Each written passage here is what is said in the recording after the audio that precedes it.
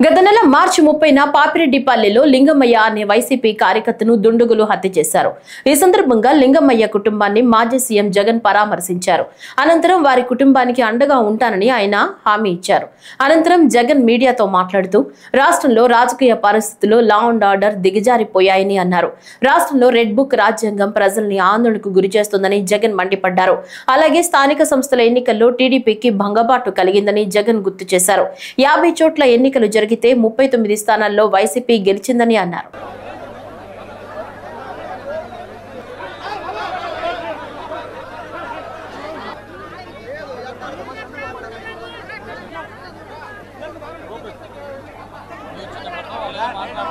జరిగింది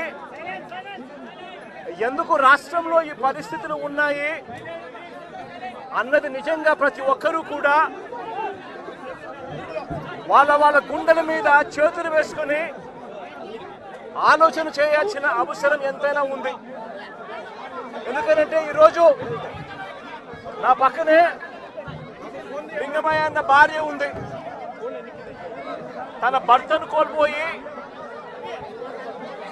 తన ఏం చేయాలో అర్థం కాని పరిస్థితిలో ఈరోజు లింగమయ్య అన్న భార్య నా పక్కన నిల్చొని ఉంది. అసలు ఈ ఘటన ఎందుకు జరిగింది, రాష్ట్రంలో ఉన్న పరిస్థితులు ఏమిటి, రాష్ట్రంలో ఇదే మాదిరిగా కొనసాగితే పరిస్థితులు రాష్ట్రం పూర్వపు రోజుల్లో బీహారు గురించి మాట్లాడుకునే వాళ్ళం.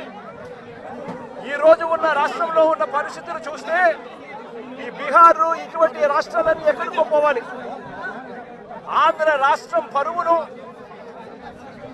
దేశంలో కన్నా కూడా రోడ్డును పడేసిన పరిస్థితులు ఈ రాష్ట్రంలో ఈ రోజు చంద్రబాబు నాయుడు గారి పరిపాలనలో కనిపిస్తా ఉన్నాయి.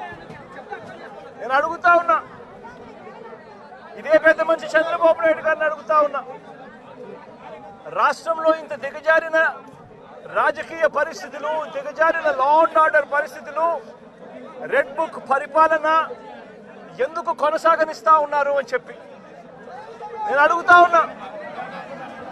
ఇదే రాష్ట్రంలో మొన్నటికి మొన్న 57 చోట్ల ఎన్నికలు జరిగాయి.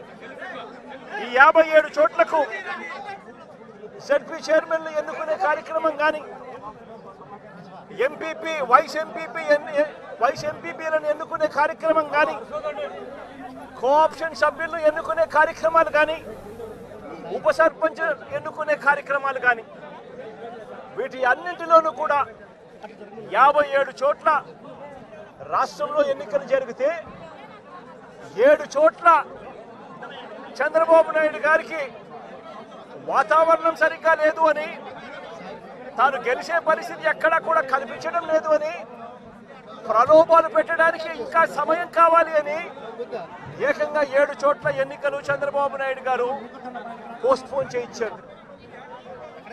మరో 50 చోట్ల ఎన్నికలు అనివార్య పరిస్థితుల్లో, ఇక జరగక తప్పని పరిస్థితిలో, అంటే చంద్రబాబు నాయుడు గారు ఎంత భయపెట్టినా ఎంత ప్రలోభాలు పెట్టినా కూడా ఎవరు కూడా లొంగని పరిస్థితి కనిపించిన నేపథ్యంలో ఎన్నికలు జరపక తప్పని పరిస్థితిలో జరపాల్సి వచ్చింది.